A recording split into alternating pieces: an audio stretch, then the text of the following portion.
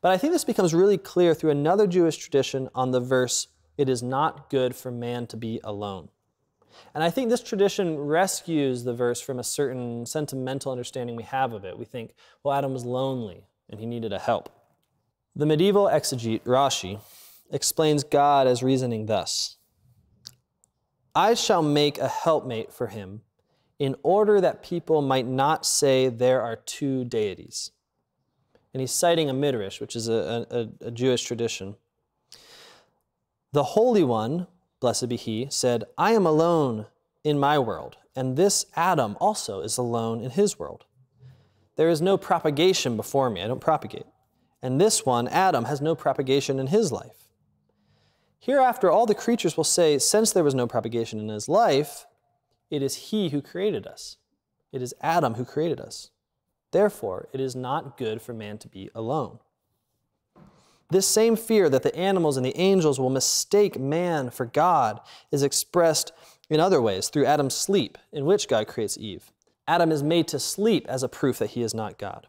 Once more, another Jewish commentator says, "Rather, just as the other creatures in our terrestrial universe were created in pairs and reproduced themselves, so Adam too should have a partner, and he and she would reproduce and be subject to death as are all other creatures in our lower world." So these stories are based on the same intuition that's present in the creation story, and that's present in, say, the separation of sun and moon and land and sea, and the need to show that animals and plants cannot be worshipped as deities. The solitary being risks being mistaken for God. Remember, like we said, only God can be God alone. So Eve is a help or a helpmate for Adam, not simply in the sense of helping him to reproduce, the way animals might be a help to each other. Rather, reproduction itself is drawn up into that greater need for help or salvation from idol worship, help in persisting as man rather than seeking to be God.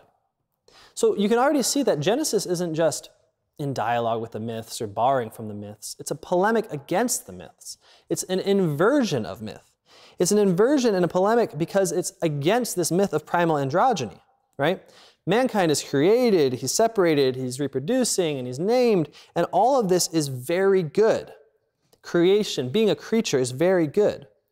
And this means that the way in which man is created, namely as male and female, cannot be considered as a fall or the loss of a golden age, the way it is considered in a myth. The glory of man is always appearing, as the Psalms say, a little less than God. A little less than a God. And so, insofar as being male and female is a sign of self-insufficiency, one which guarantees non-divinity, then being male and female is a perfection of mankind's nature. And any attempt to undo this constitutive difference in man can only be a step towards idolatry, towards a vision of man as a unitary, solitary, and non-procreative competitor of God.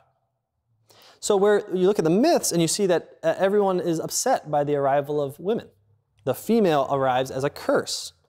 Only in Genesis do we see the female arriving and man rejoicing. The man rejoices in being given the woman as bone of my bones and flesh of my flesh, that which he is and which is nevertheless not reducible to him. The joy of the man in the woman is precisely a joy that affirms the creaturely, non-divine status of both. He does not praise the woman as my partner or my other self. He calls her my flesh and my bone. Now, in Hebrew, flesh and bone are signifiers for weakness and for strength, as well as for mortality and having a body, right? Pandora would never have been lovingly called my flesh, precisely because she inaugurates the age of corruptible flesh. She brings death to the world. So what we've already seen in the church father, Lactantius, I now want to quote from one more church father, Theodoret of Cyrus, and he says very simply, "An immortal nature does not require the female, but a mortal nature does. Indeed, it needs her."